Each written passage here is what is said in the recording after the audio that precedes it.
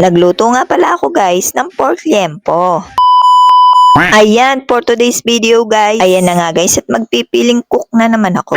Pagpasensyahan nyo na ako guys at mapiling lang talaga ako. No ne, charis.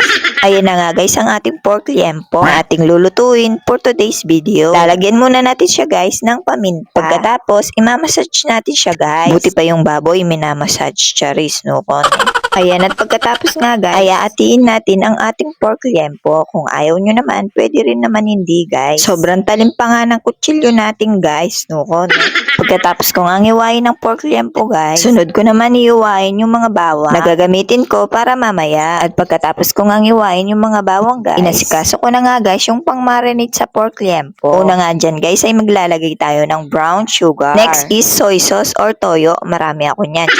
Sunod naman ang oyster sauce, ketchup, at yung bawang na iniwa ko kanina. At yung tatlong kalamansi guys. At pagkatapos ay halo-halo lang natin guys. Then after nga nyan guys ay ilalagay na natin yung pork liempo. Sunod naman guys ay ilalagay na natin yung ginawa nating marinated sauce. Ayan, at ihalo-halo lang natin yung ating pork liempo sa sauce. Then pagkatapos nga nyan guys, ibababad natin siya overnight or pwede din naman 1 hour kung nagmamadali ka at hindi ka na makapaghintay.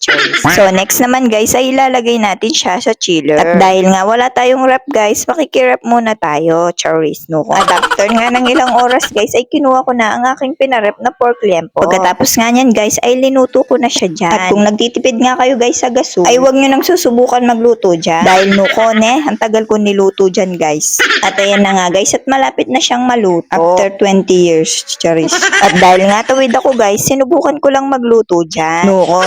At habang iniintay ko nga palang maluto yan guys, ay nakapagsaing na nga rin pala ako. Ayan, at after 30 years nga guys, naluto na rin pala ang ating pork liempo. Gumawa na nga rin pala ako guys ng sausawan. At yan na nga nagtatapos guys ang ating for today's video. Thank you for watching guys. Hanggang sa muli.